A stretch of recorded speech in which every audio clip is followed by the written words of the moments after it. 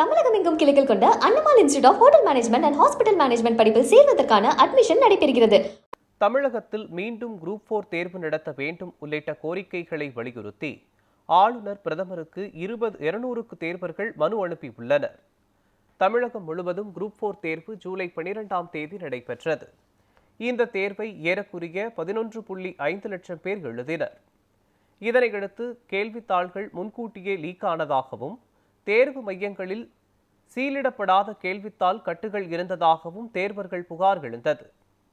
முனைவர் கல்வி தகுதி நிலையில் கேட்க வேண்டிய கேள்விகளை 10ஆம் வகுப்பு பாடத்திட்ட அளவில் நடைபெறும் போட்டித் தேர்வில் கேட்கப்பட்டதால் மன உளைச்சலுக்கு ஆளாகி தமிழகத்தில் 4 இளைஞர்கள் உயிரை மாய்த்துக் கொண்டனர்.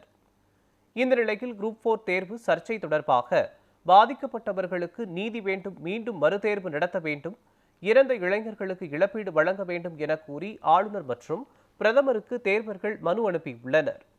தேர்வு குளறுபடிக்கு காரணமானவர்கள் மீது நடவடிக்கை எடுக்க வேண்டும் உள்ளிட்ட கோரிக்கைகளை வலியுறுத்தியுள்ளனர்.